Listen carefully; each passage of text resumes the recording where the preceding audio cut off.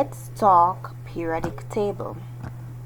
Do you know who is known as the father of the periodic table? The father of the periodic table was Dmitri Mendeleev. He was born in Russia's Siberia in 1834, the youngest of a dozen children. His family faced many crises and was left in poverty. His mother was determined to get him an education, so she traveled with him to St. Petersburg.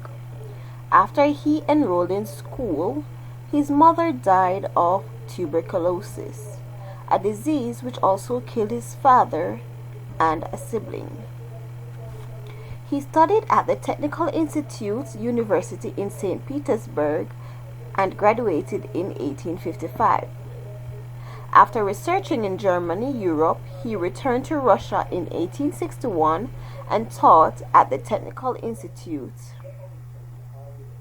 Only 27 years old, he cultivated the persona of an eccentric with flowing beard and long wild hair.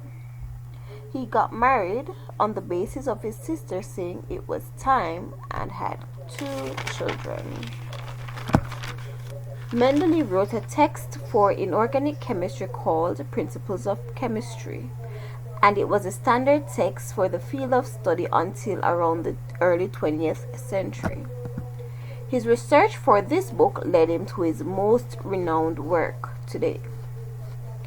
In 1867, he set out to organize and explain the elements. He began with the typical elements hydrogen, oxygen, nitrogen, and carbon.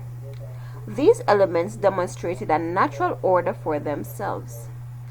He then included the halogens, which had low atomic weights, reacted easily with other elements, and were readily available in nature. He used atomic weight as a principle of organization.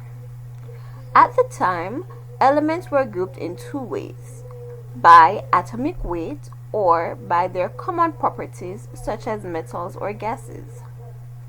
Mendeleev was inspired by the card game called Solitaire. In the game, cards are arranged both by suit horizontally and by number vertically. To put some order into his study of chemical elements, Mendeleev made up a set of cards, one for each 63 elements known at the time. He wrote the atomic weight and properties of each element on a card. He took the cards everywhere he went. He then boarded a train one day for 3 days and nights, where he started organizing the elements. He was exhausted from the 3-day effort. He fell asleep and had a dream. He said, "I saw a dream, a table, where all the elements fell into place as required." He immediately wrote it down on a piece of paper. He then drew the table he had envisioned and called it the periodic table of elements.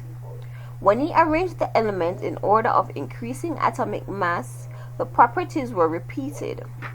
Because the properties repeated themselves regularly or periodically, the system became known as the periodic table.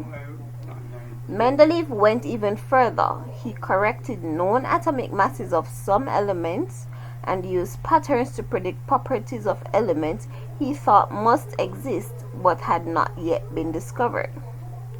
Blank spaces were left on the table to represent these unknown elements.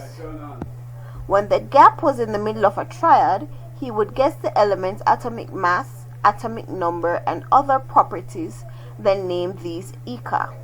For example, eka aluminum, below aluminum, later identified as gallium.